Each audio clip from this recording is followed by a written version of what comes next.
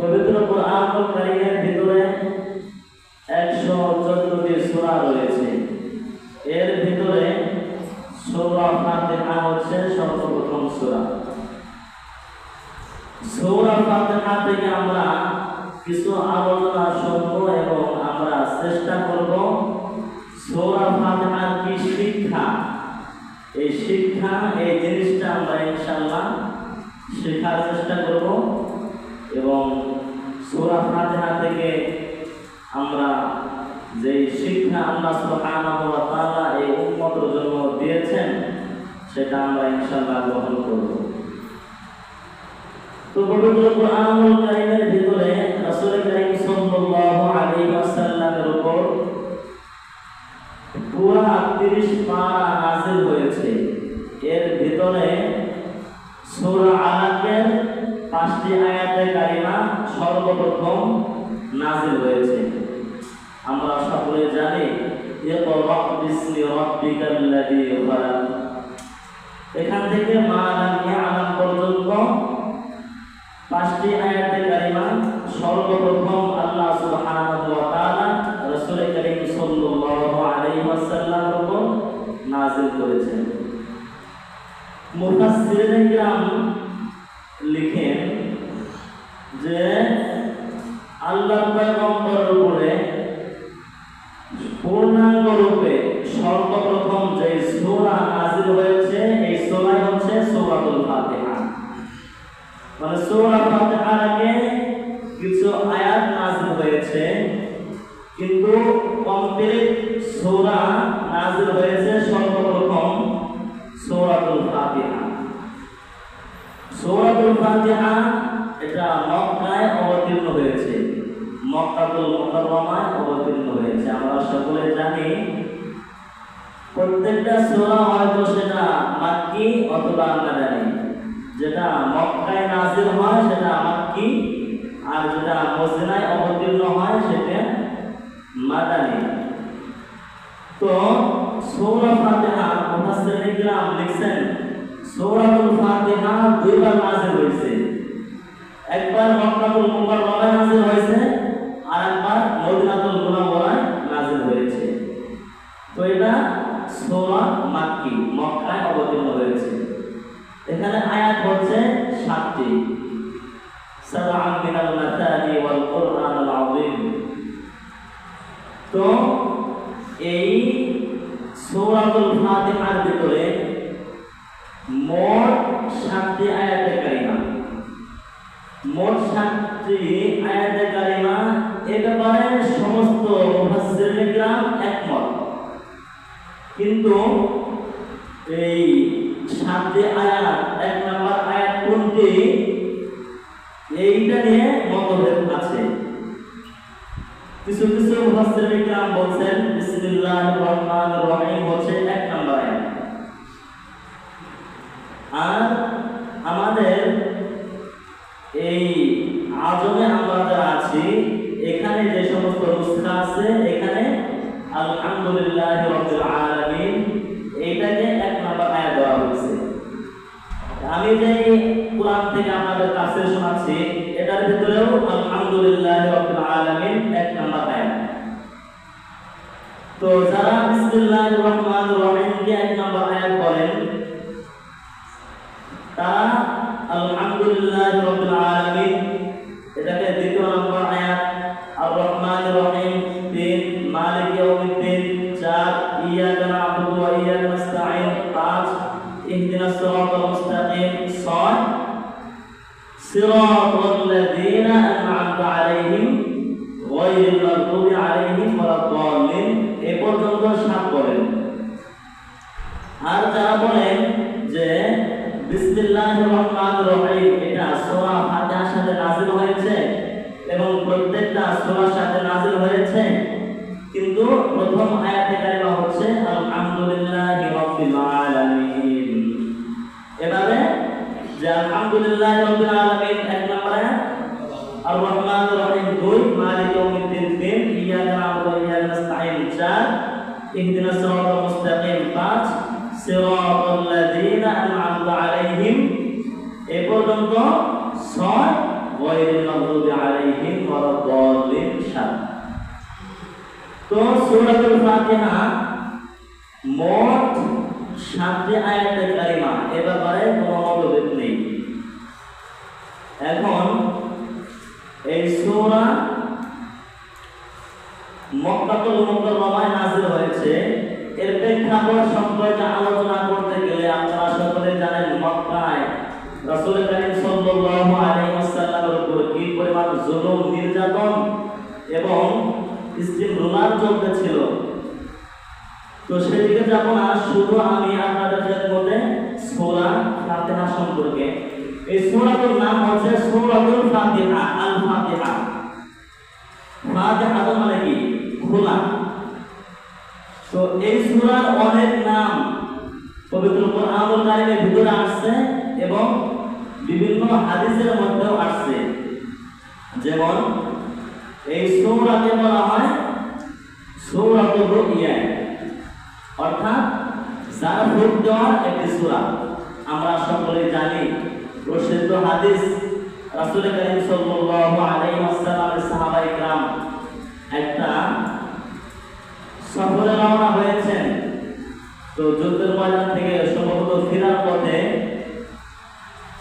তারা একটা জায়গায় তাঁবু গেড়েছেন।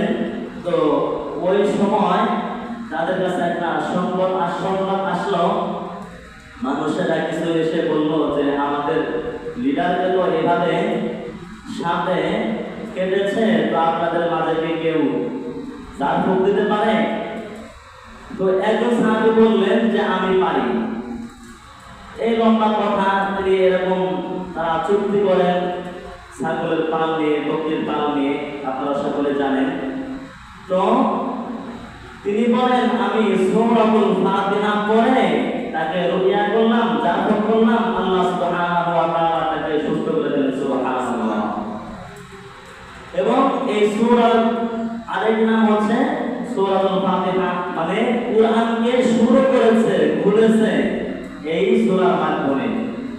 এই সূরার আরো অনেক নাম রয়েছে, সূরাতুশ শিফা।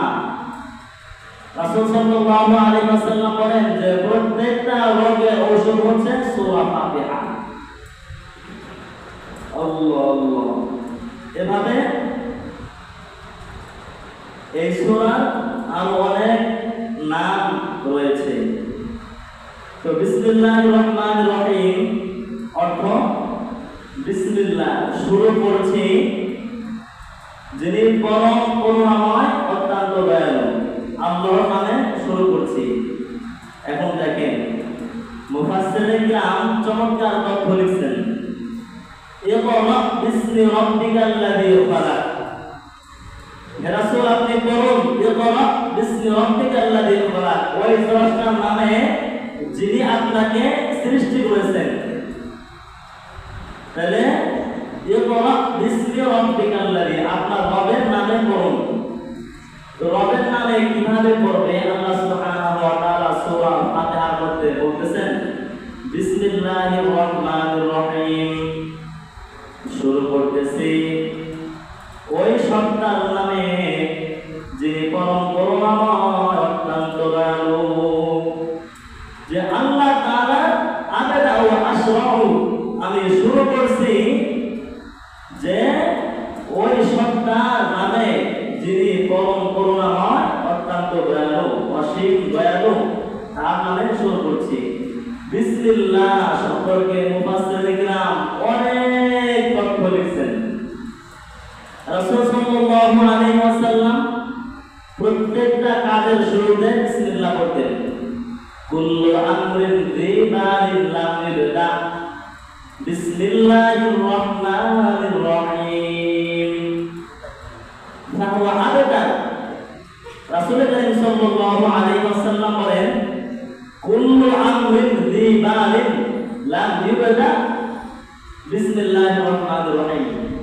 প্রত্যেক গুরুত্বপূর্ণ কাজ, প্রত্যেক ভালো কাজ যেটা বিসমিল্লাহ দ্বারা শুরু করা হয় না, ফাহুয়া আবাদা, সেটা রং গড়িয়েটা, লেস কাটা, অসম্পূর্ণ, নাকেস থেকে যায়। তাহলে দেখেন প্রত্যেকটা গুরুত্বপূর্ণ কাজ যদি বিসমিল্লাহ দ্বারা শুরু করা না হয়, সেটা কি হয়? ফাহু আবেতার আকতা, অর্থাৎ লেস কাটা আর অসম্পূর্ণ, তার মধ্যে ক্ষতি প্রবেশ করে, সেটা পরিপূর্ণ থাকে না। এজন্যই রাসূল সাল্লাল্লাহু আলাইহি ওয়াসাল্লাম যখন জবাই করতেন, কার নামে জবাই করতেন? আওয়াজ করে বলেন, আল্লাহর নামে জবাই করতেন। তাহলে বিসমিল্লাহ বলে জবাই করতেন। যদি কোথাও রওনা হইতেন, কার নামে রওনা হইতেন? আল্লাহর নামে রওনা হইতেন, বিসমিল্লাহ বলতেন। খাবার খাইতেন, বিসমিল্লাহ বলে খাবার খাইতেন। হাদিসের মধ্যে মজার কথা আছে, মানুষ যখন খাবার খাইতে বসে এবং যখন ঘরে ঢুকে, যখন বিসমিল্লাহ না করে, তো শয়তান তার সাথে ঘরে প্রবেশ করে এবং তার সাথে ঘুমায়, উল্টা পাল্টা যা করা তাই করে। শয়তানের নাম কি ভালো? হ্যাঁ, আমাদের বাচ্চারা যদি কোনো দুষ্টামি করে, আমরা কি বলি? শয়তানি করে। আর আমার সাথে যদি শয়তান আমার ঘরে ঢুকে, শয়তান কি ভালো কিছু করবে? ভালো কিছু করবে না। তো শয়তান যদি ঘরে প্রবেশ করে, তো শয়তান শয়তানি করবে। এরপরে দেখেন রাসূল বলেন সাল্লাল্লাহু আলাইহি ওয়াসাল্লাম, আমরা যখন খাবার খেতে শুরু করি, তখন যদি বিসমিল্লাহ না বলি, তাহলে আমাদের সাথে শয়তান শরীক হয়। নাউযুবিল্লাহ, নাউযুবিল্লাহ, শয়তান খাইতে থাকে। এজন্য আল্লাহর পয়গম্বর রাসূল করিম সাল্লাল্লাহু আলাইহি ওয়াসাল্লাম আমাদেরকে দোয়া শিখিয়েছেন, যদি আমরা বিসমিল্লাহি ওয়া আলা বারাকাতিল্লাহ, এটা হচ্ছে কি খাবার শুরু করার দোয়া। খাবার সামনে আসলেও দোয়া করতে হয়, বাকি খাবার শুরু যে করব সেটা হচ্ছে বিসমিল্লাহি ওয়া আলা বারাকাতিল্লাহ। তো বিসমিল্লাহি ওয়া আলা বারাকাতিল্লাহ এটা কেউ পড়ে নাই, তো খাবারের মাঝখানে তার স্মরণ হয়েছে, আমি তো বিসমিল্লাহ বললাম না, তো আমার সাথে কিন্তু শয়তান শরীক হয়েছে, বুঝছে না? আমি বিসমিল্লাহ না বলার কারণে শয়তান কিন্তু ভুলে নাই। আমি বললাম ভুলে নাই কে? শয়তান ভুলে নাই, শয়তান আমার সাথে বসে গেছে, শুরু করছে। রাসূল বলেন, এবার তোমার মনে হয়েছে, তুমি দোয়া করে দাও, বিসমিল্লাহি আউওয়ালাহু ওয়া আখিরাহু, বিসমিল্লাহি আউওয়ালাহু ওয়া আখিরাহু, এই দোয়া করে দাও। আল্লাহ, দেখেন কেউ যখন ঘরে ঢুকবে বিসমিল্লাহ পড়ে, আবার খাবারের সময় বিসমিল্লাহ পড়ে, শয়তান বলে কি? হাদিসের মধ্যে সেই হাদিসে আসছে, শয়তান বলে কি? আজকে এই ঘরে আমার থাকাও হবে না, আমার খাবারও হবে না। আল্লাহু আকবার। দেখছেন শয়তান কি বলে? আজকে এই ঘরে আমার থাকাও হবে না, খাবারও হবে না। তো রাসূল সাল্লাল্লাহু আলাইহি ওয়াসাল্লাম কি ওযু করার শুরুতে বিসমিল্লাহ পড়তেন। এই বিসমিল্লাহ রাসূল বলেছেন লা উযুআ, যে যদি কেউ বিসমিল্লাহ না পড়ে তো তার ওযু হবে না। দেখেন তার ওযু হবে না। এজন্য কিছু কিছু কোন ইমামদের মধ্যে ওযুর মধ্যে বিসমিল্লাহ পড়া ওয়াজিব, ফরজ, আমাদের কাছে সুন্নাত, কিন্তু ওই হাদিসের কারণে তারা এটাকে ওয়াজিব মনে করেছেন। তো রাসূল সাল্লাল্লাহু আলাইহি ওয়াসাল্লামের ঘর থেকে বের হওয়া, ঘর থেকে ঢোকা, ঘুমে যাওয়া, খাবার শুরু করা, সফরে যাওয়া, কিছু জবাই করা, প্রত্যেকটা কাজের শুরুতে বিসমিল্লাহির রহমানির রহিম অথবা শুধু বিসমিল্লাহ এতটুকু পড়তেন। এটা কি শুধু রাসূল সাল্লাল্লাহু আলাইহি ওয়াসাল্লাম পড়তেন হয়ে গেছে না? কিয়ামত পর্যন্ত আমরা যারা আসবো সবার করতে হবে, সবার করতে হবে না? তাহলে এই বিসমিল্লাহ থেকে আমাদের শিক্ষা হচ্ছে যে আমরা প্রত্যেকটা কাজ শুরু করব, এর আগে আমরা বিসমিল্লাহ করব। আলহামদুলিল্লাহি রাব্বিল আলামিন, আলহামদু সকল প্রশংসা, লিল্লাহি আল্লাহর জন্য, কার জন্য? আল্লাহর জন্য, আল্লাহর জন্য। রাব্বিল আলামিন, এই যুবক যারা আছো, আজকে সূরা ফাতিহার শিক্ষা কিছু তথ্য, কিছু এখান থেকে বের করা গুরুত্বপূর্ণ কিছু পয়েন্ট নিয়ে কথা বলবো। এজন্য যারা যুবক আছো দেখে তোমরা বুঝো কিনা, আর তোমাদের বোঝা খুব জরুরি। আমি আগেও আলোচনা করছি, কিন্তু আজকে কোনো সুর ছাড়া সরাসরি বলার চেষ্টা করবো ইনশাআল্লাহ। দেখে তোমরা কতটুকু বুঝো। আল্লাহ আল্লাহ, আলহামদুলিল্লাহ, সকল প্রশংসা লিল্লাহি, কার জন্য? আল্লাহর জন্য। আল্লাহর জন্য। রব্বিল আলামিন, যিনি সমগ্র জগতের পালনকর্তা, তার জন্য। এখানে আলহামদু, সকল প্রশংসা, লিল্লাহি, কার জন্য? আল্লাহর জন্য। এখানে কথা, আল্লাহর জন্য সমস্ত প্রশংসা। আল্লাহ, এটা এসেছে ইলাহুন, লা ইলাহা ইল্লাল্লাহ, লা ইলাহা, এই ইলাহুন, হ্যাঁ, ইলাহ, এই ইলাহুন থেকে আল্লাহ আসছে। ইলাহুন থেকে কি আসছে? আল্লাহ আসছে। লা ইলাহা, আল্লাহ ছাড়া কোনো ইলাহ নাই, কোনো মাবুদ নাই। এখানে বিশাল কথা, মোটা অঙ্কের কথা, চিকন কথা, একেবারে আল্লাহ তাআলা যে একত্ববাদ এর মধ্যে শামিল, এই বিষয়টি আজকে বের করবো ইনশাআল্লাহ। দেখি আপনারা কিরকম বুঝেন। তো আল্লাহ শব্দটা আসছে ইলাহুন থেকে। কি থেকে? ইলা মানে রব, ইলা মানে কি? রব, ইলা মানে ইলা, রব, আল্লাহ। তাহলে লা ইলাহা, নাই কোনো আল্লাহ, ইল্লাল্লাহ, এক আল্লাহ ছাড়া। তাহলে আলহামদুলিল্লাহ, সকল প্রশংসা কার জন্য? আল্লাহর জন্য। আল্লাহর জন্য। সে আল্লাহকে, যে আর কোনো ইলাহ নাই, একমাত্র যিনি আছেন তিনি কে? আল্লাহ। আল্লাহ। আল্লাহ পাক রব্বুল আলামিন সম্ভবত সূরা মারিয়ামের ভিতরে বলছে যে আল্লাহ শব্দে এই পৃথিবীতে যত মুশরিকরা আছে, তারা কি তাদের প্রতিমাকে আল্লাহ শব্দ বলছে? কেউ বলে নাই। এটা চ্যালেঞ্জ, কেউ বলে নাই যে আমাদের মানুষরা বানাইছে লাত, উজ্জা, মানাত, হুবল, এই ধরনের। এমনকি ফিরাউন বলছে আনা রব্বুকুমুল আ'লা, আমি হলাম মহান রব, সর্বোচ্চ রব। কিন্তু আল্লাহ এটা বলেন নাই। নাকি বলছে আনা রব্বুকুমুল লাহ, তাই বলছে? তা বলে নাই, আনা রব্বুকুমুল আ'লা। তাহলে আল্লাহ মানে নাই কোনো মাবুদ, এক আল্লাহ ছাড়া। তাহলে এক আল্লাহ ছাড়া কোনো মাবুদ নাই, ওই মাবুদের জন্য আমার সমস্ত প্রশংসা, সকল প্রশংসা, আমার সকল ইবাদত। এই দেখেন কথা আমি কোন দিকে দিতেছি। তাহলে সকল প্রশংসা কার জন্য? আল্লাহর জন্য। আল্লাহর জন্য। আর আল্লাহকে, ওই আল্লাহ ছাড়া আর কোনো ইলাহ নাই। সেই আল্লাহ, এটা আল্লাহর পরিচয় সামনে আসতেছে। এতটুকু আমরা জানি যে কোনো ইলাহ ছাড়া, কোনো ইলাহ নাই, একমাত্র আল্লাহ। ওই আল্লাহর জন্য সব প্রশংসা, ওই আল্লাহর জন্য আমার সব ইবাদত, ওই আল্লাহর জন্য আমার সব ভালোবাসা, ওই আল্লাহর জন্য আমার সব মান্যত, ওই আল্লাহর জন্য আমার সব কিছু, নামাজ, সালাত, আমার জীবন মরণ যা কিছু আছে, ওই আল্লাহর জন্য, যে আল্লাহ ছাড়া আর কোনো ইলাহ নাই। বুঝতে পারছেন তো? এটা হচ্ছে উলুহিয়া। এটা কি শব্দ বলেন তো দেখি? উলুহিয়া, ইলাহুন থেকে আসছে উলুহিয়া। তার মানে আমরা আলহামদুলিল্লাহ, এই লিল্লাহি বলার মাধ্যমে আল্লাহ তাআলার তাওহীদের একত্ববাদের সাক্ষ্য দিচ্ছি আমরা। কিভাবে? যে প্রশংসার একমাত্র মালিককে আল্লাহ, আল্লাহ, ইবাদতের একমাত্র মালিককে আল্লাহ, মান্যতের একমাত্র মালিককে আল্লাহ, সেজদার একমাত্র মালিককে আল্লাহ, প্রশংসার একমাত্র মালিককে আল্লাহ। আমাদের সালাত, আমাদের ইবাদত, আমাদের রোজা, আমাদের হজ, যাকাত, আমাদের জীবন মরণ, আমাদের বেঁচে থাকা একমাত্র কার জন্য?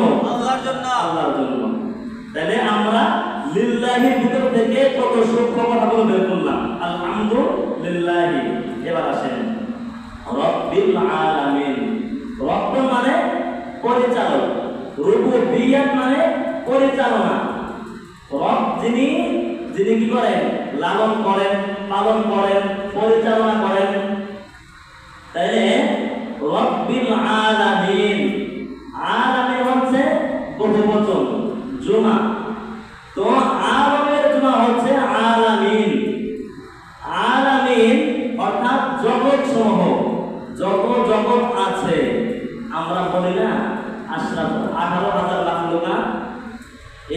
কথাটা প্রসিদ্ধ কিন্তু বিশুদ্ধ নয়। কথাটা কি? প্রসিদ্ধ কিন্তু বিশুদ্ধ নয়।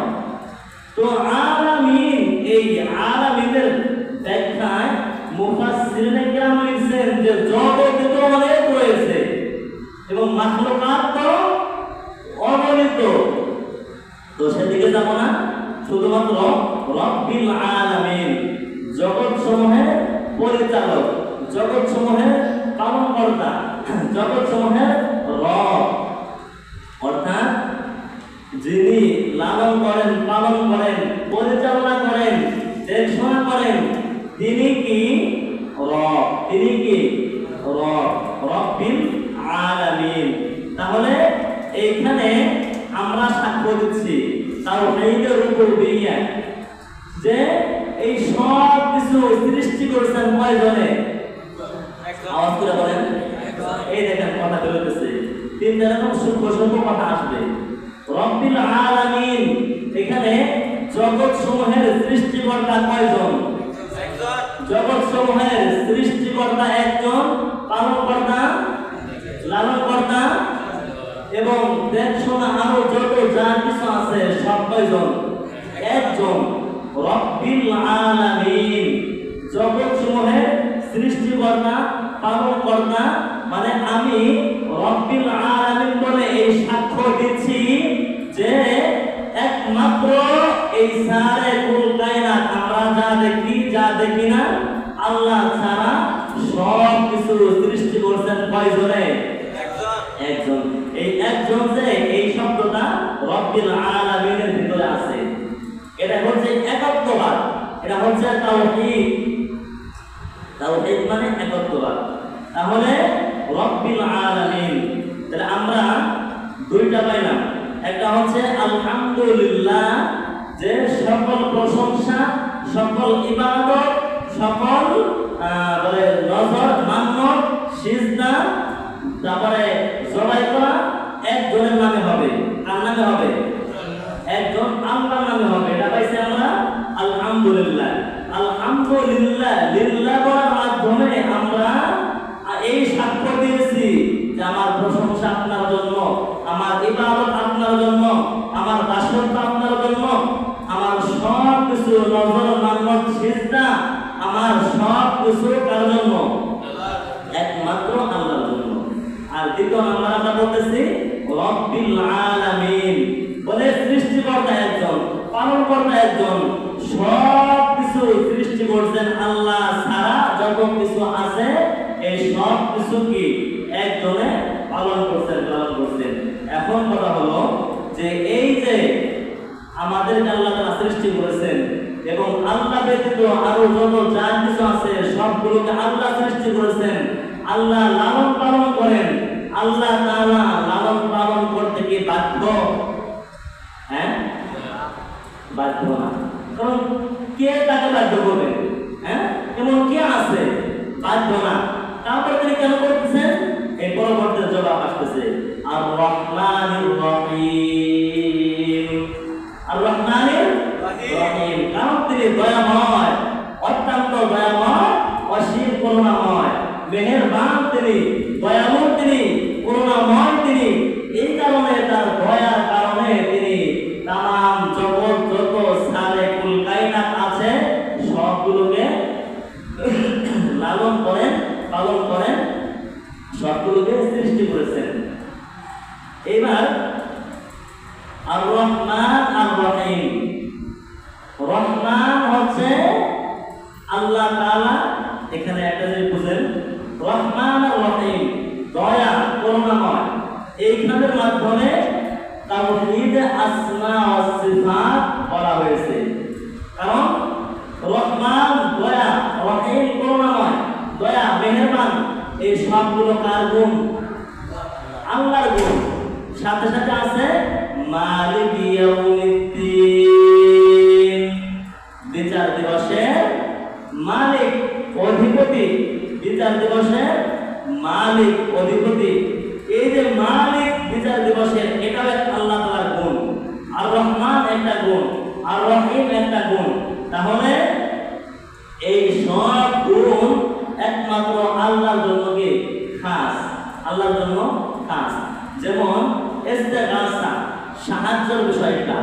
দেখেন কিছু আপনাদেরকে আমাদের সমাজের কিছু শিরিক আছে, একটা কথা বলি, মুরব্বী যারা আছেন খুব ভালো বুঝবেন। অনেক সময় গাছ কাটলে অথবা আপনারা তো এখানে নৌকা কম, আমাদের অঞ্চলে নৌকা আছে, বড় বড় নৌকা, নৌকা আছে না, শ্যালো নৌকা যা আছে না এগুলো। তো এইগুলো যদি এভাবে যখন কাঠ বড় বড় যে গাছ কাটে না, গাছ কাটার পরে এই গাছ কাটার পরে যে বড় বড় স্যাও হয়, বড় বড় যে করে না, এইগুলো যখন একা পারে না, দুইজনে পারে না, তিনজনে পারে না, অনেকজন মানুষ ধরে বলে হেই আলী, বলে না, এই জাতীয় শব্দ বলে না, বলে না এরকম মনে হতেছে না?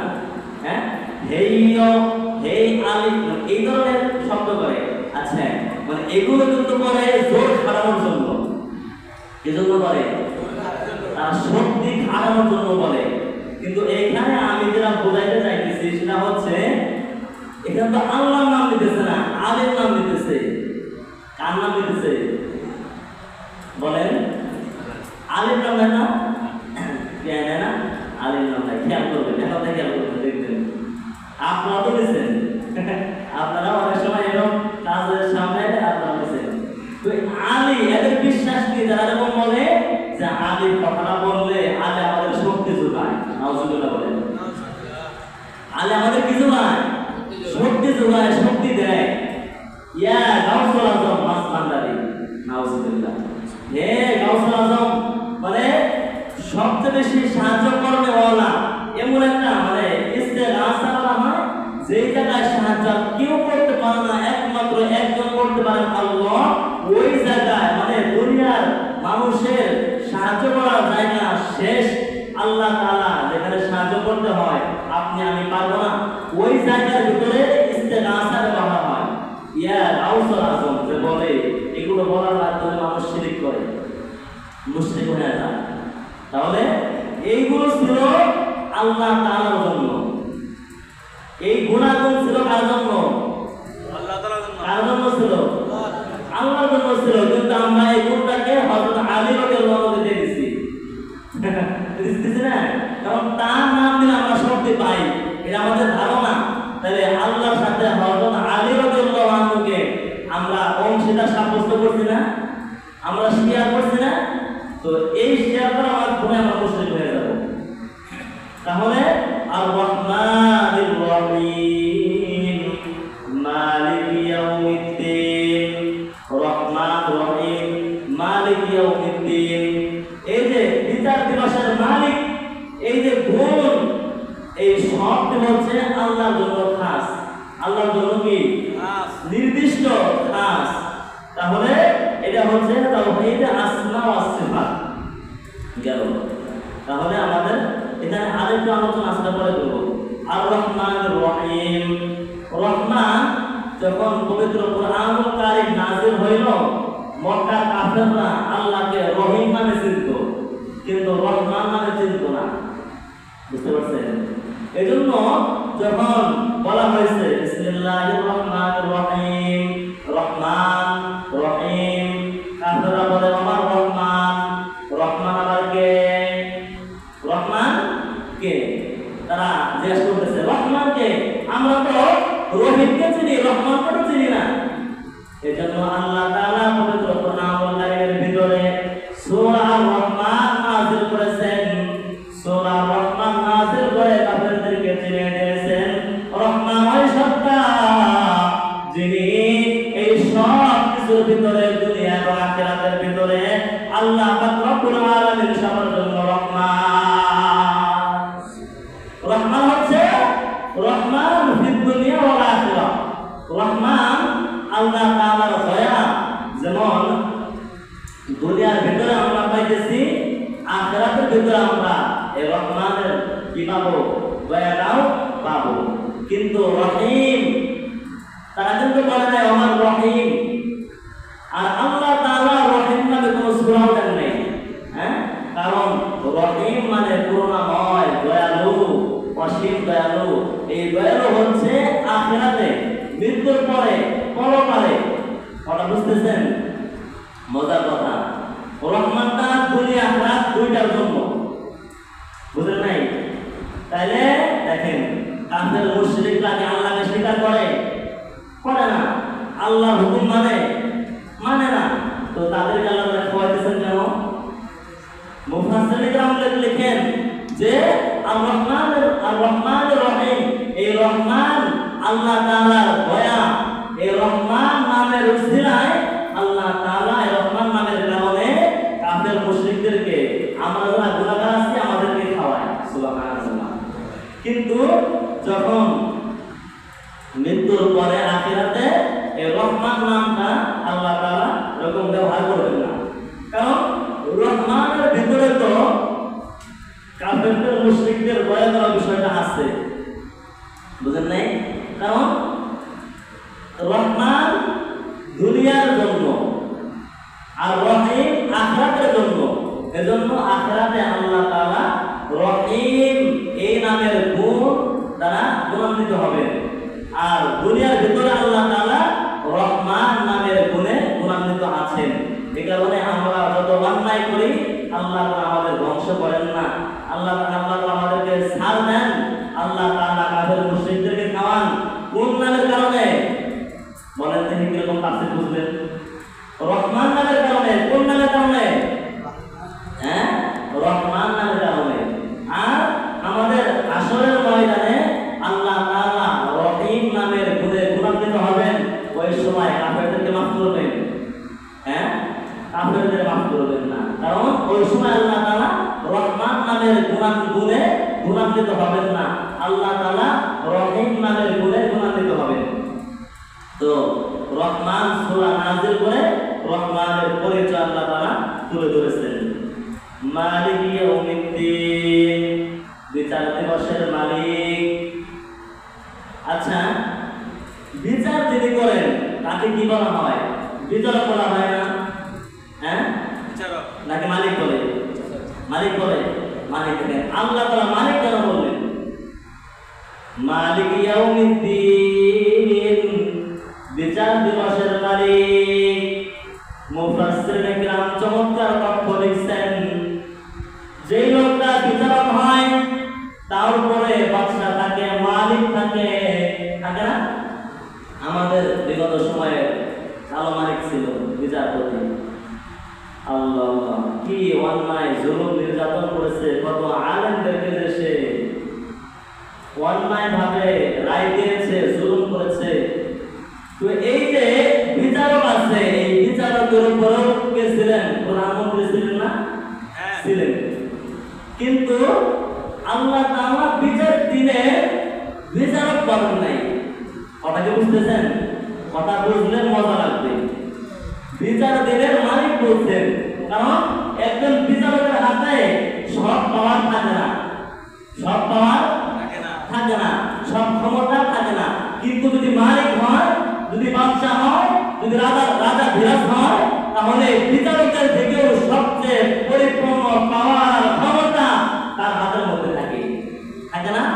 এই জন্য আল্লাহ তাআলা বিচার দিনের বিচারক এই কথা বলেন নাই, বিচার দিনের মালিক বলছেন। কারণ আল্লাহ তাআলা বিচারক হলে তো তার উপরেও কেউ থাকা লাগবে, থাকা লাগবে না? কিন্তু মালিক হলে আর তার উপরে কেউ নাই। আল্লাহ তাআলা চাইলে তার গুনাহগার বান্দাকে মাফ করে জান্নাত দিয়ে দিবেন। সুবহানাল্লাহ। মালিক ইয়াউমিদ্দিন। তো ইয়াউম এই শব্দের মাধ্যমে আমরা বুঝতেছি আখিরাতে যে দিবস, হাসরের যে ময়দান, যে বিচার দিবস, ওই দিন আমরা বুঝতেছি। হ্যাঁ, কিন্তু এই দিন, যেমন দিন বিভিন্ন বিভিন্ন তরজমায় ব্যবহৃত হয়েছে। যেমন সূরা আন-নাসর এর মধ্যে আল্লাহ তাআলা বলেছেন, আরাআইতান নাসা ইয়াদখুলুনা ফি দীনিল্লাহি দীনিল্লাহ, আল্লাহর দ্বীনে তারা প্রবেশ করলো, অর্থাৎ দ্বীনে ইসলামের ভিতরে তারা প্রবেশ করলো। মুসলমানদের ধর্মকেও এই দিন বলা হয়েছে। আর মালিক ইয়াউমিদ্দিন, এই দিন কি আমাদের ইসলাম ধর্মের দিন? না, এই দিন হচ্ছে বিচার দিবসের দিন। বিচার দিবস, দিবস মানে তো দিন। বিচার যেই সময়টা যেই দিতে হবে ওই সময়ের কথা বলছেন, ওই দিনের কথা বলছেন। এরপরে সূরা কাফিরুনের মধ্যে আল্লাহ তাআলা বলেন কাফেরদের ধর্মের কথা, কাফেরদের দ্বীনের কথা। যেমন সূরা নাসরের মধ্যে বলেন যে আমাদের দ্বীনের কথা, ইয়াদখুলুনা ফি দীনিল্লাহ, তারা দলে দলে আল্লাহর দ্বীনে ইসলামের ভিতরে প্রবেশ করে। আর ওইদিকে আল্লাহ তাআলা বলেন লাকুম দীনুকুম ওয়ালিয়া দীন, লাকুম দীনুকুম ওয়ালিয়া দীন, যে তোমাদের দিন তোমাদের কাছে, আমাদের দিন আমাদের কাছে। এটা বিশাল আলোচনা। মক্কার মুশরিকরা আল্লাহর পয়গম্বরকে বলছেন, সামনে আলোচনা আসবে। আচ্ছা, তাহলে মালিক ইয়াউমিদ্দিন, এই দিনটার উদ্দেশ্য হলো যে বিচার দিবস। ওই দিন ইয়াকা না'বুদু ওয়া ইয়াকা নাস্তাঈন, ইয়াকা না'বুদু, আমরা আপনারই ইবাদত করি, আমরা আপনার ইবাদত করি না, আপনারই। একটা রস্যই লাগাইতে হবে। কি লাগাইতে হবে? রস্যই লাগাইতে হবে। কারণ আপনারই ইবাদত করি, আপনার ইবাদত করি মানে আপনারা করি। ওই চন্দ্র উঠলে সূর্য উঠলে ওর পূজা করি, আবার দুর্গা পূজা আছে ওইটাও জানি, আবার পীরের পায়ে সেজদাও দেই, এই সবগুলোই করি। আপনার ইবাদত করি এর মধ্যে আছে। আর আপনারই করলে যারা বলবে ইয়াকা না'বুদু, আপনারই ইবাদত করি, তাহলে তারা আর চন্দ্রের পূজা করতে পারবে না, পীরের পূজা করতে পারবে না, অন্য মানুষের নামে মান্যত করতে পারবে না। সব কিছু করতে হবে কার নামে? আল্লাহ নামে। যারা বলবে ইয়াকা না'বুদু, বুঝছেন? তাহলে আপনারই ইবাদত করি, ওয়া ইয়াকা নাস্তাঈন, আপনার কাছেই, আপনার কাছেই, এইরকম তাকিদ দিয়ে আপনার কাছেই সাহায্য প্রার্থনা করি। এখন আপনার কাছেই সাহায্য প্রার্থনা করি যদি না বলি, আপনার কাছে সাহায্য প্রার্থনা করি, তাহলে আমি আলী রাদিয়াল্লাহু আনহুর কথা বলতে পারবো, গাউসুল আজম মাসবান্দারের কথাও বলতে পারবো, আল্লাহর কথাও বলতে পারবো। এখানে যারা বলবে ওয়া ইয়াকা নাস্তাঈন, মানে আল্লাহ আপনার কাছেই সাহায্য প্রার্থনা করি। কার কাছেই? আল্লাহর কাছে, না কাছেই? হ্যাঁ, তাকিদ দিতে হবে যে আপনার কাছেই সাহায্য প্রার্থনা করি। এখন দেখেন ইয়াকা না'বুদু, এটা হচ্ছে তাওহীদুল ইবাদা, তাওহীদুল উলুহিয়্যা। ওই যে আলহামদুলিল্লাহ, আল্লাহ তাআলার জন্য সকল প্রশংসা, আল্লাহ তাআলার জন্য সকল ইবাদত, আল্লাহ তাআলার জন্য সকল মান্যত, আল্লাহ তাআলার জন্য সকল জবাই, আল্লাহ তাআলার জন্য সব কিছু। তাহলে সব কিছু হবে আল্লাহ তাআলার জন্য। ইয়াকা না'বুদু, ইবাদত করব কার জন্য? আল্লাহর জন্য ইবাদত করব। এখন দেখেন ইবাদতের ভিতরে আল্লাহ আল্লাহ সব কিছু শামিল হয়ে গেছে। আমরা হুকুম মানব কার? হ্যাঁ, এখন দেখেন যারা আল্লাহ তাআলার ইবাদতের ভিতরে শুধু নামাজ, রোজা, হজ, যাকাত, সদকা এগুলো যারা ইবাদত মনে করে, আর আল্লাহ তাআলার হুকুম, শাসন ব্যবস্থাপনা এবং অর্থনীতি, রাজনীতি, এইগুলো যারা আল্লাহ তাআলার ফয়সালার মাধ্যমে, আল্লাহ তাআলার হুকুমের ভিতরে যারা আল্লাহ তাআলার জন্য করে না, তারা এর ভিতরে শামিল নাই। এর ভিতরে কি নাই? শামিল নাই। ইয়াকা না'বুদু মানে আমি আপনার ইবাদত, আপনারই ইবাদত করি, আপনারই হুকুম মানি, আপনার বিচার ফয়সালা করে আমি বিচার ফয়সালা করি, আপনার মানে শাসন ব্যবস্থার মাধ্যমে আমি শাসন ব্যবস্থা প্রতিষ্ঠা করি, আপনার অর্থনীতির মাধ্যমে আমি অর্থনীতি প্রতিষ্ঠা করি। আমার ব্যক্তিগত জীবন, আমার পারিবারিক জীবন, আমার সামাজিক জীবন, আমার রাষ্ট্রীয় জীবন, আমার আন্তর্জাতিক জীবন, আমার অর্থনীতি, আমার রাজনীতি, সব কিছু ইয়াকা না'বুদুর ভিতরে আছে না নাই? নাকি খালি নামাজ? হ্যাঁ, খালি নামাজ। তাহলে বলা লাগবে যে আল্লাহ আমি আপনার জন্যই নামাজ পড়ি, আপনার জন্যই রোজা রাখি, আপনার জন্যই যাকাত প্রদান করি, আপনার জন্যই হজ করি,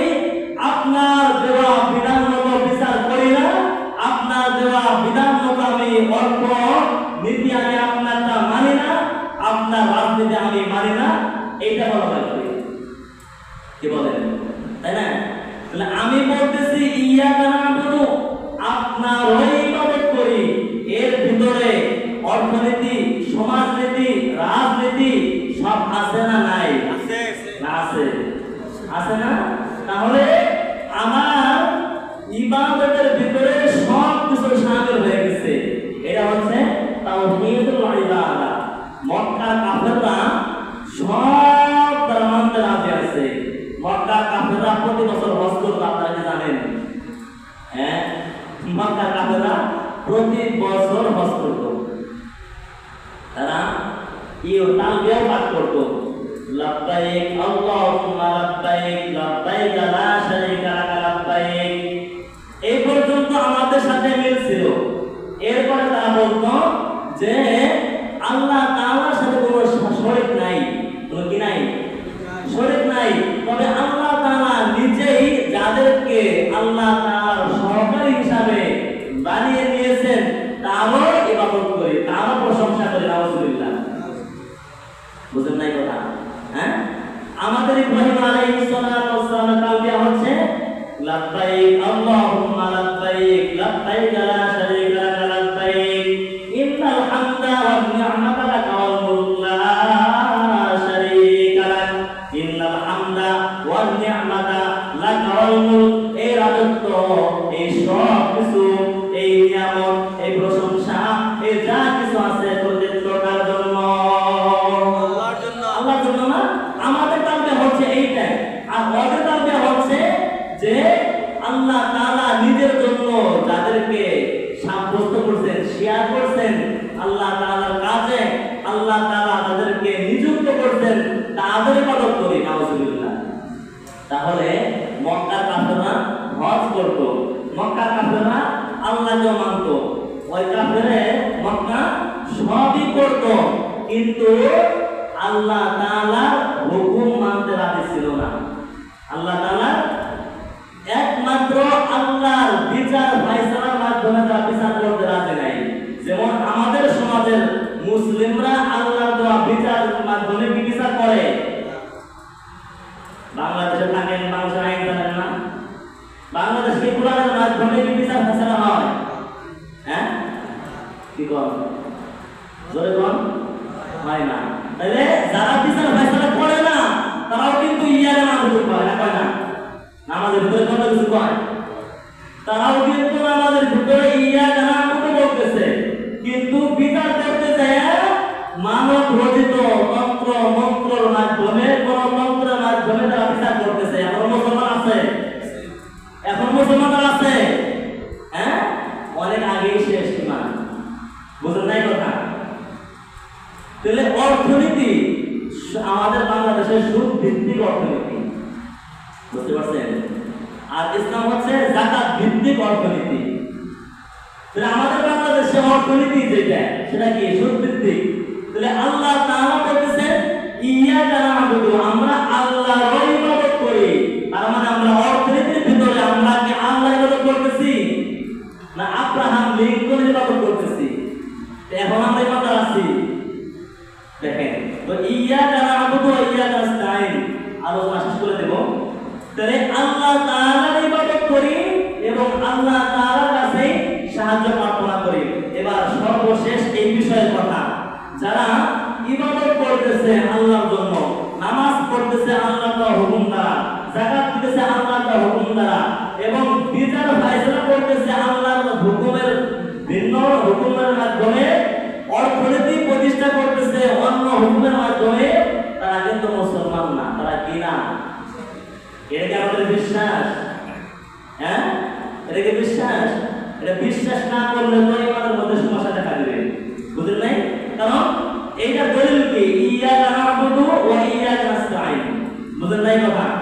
আপনার মসজিদে আসলে আপনি পাক্কা ইমানদার, বাজারে গেলে আপনি তেলে কম দেন, মাপে কম দেন, ওজনে কম দেন, আপনি ইমানদার এখন আছেন? হয় না? হ্যাঁ, তাহলে বোঝা গেল কি? আমার মসজিদে আমি ইমানদার, বিবাহ সাথের মধ্যে আমি ইমানদার থাকতে হবে। তারপরে রাষ্ট্র পরিচালনার ক্ষেত্রে আমার ইমানদার থাকতে হবে। ইমানদার সেটা কি? ইয়াকা না'বুদু, আমার সকল কাজ কর্ম সব কিছু হবে কার মাধ্যমে? আল্লাহ তাআলার হুকুমের মাধ্যমে।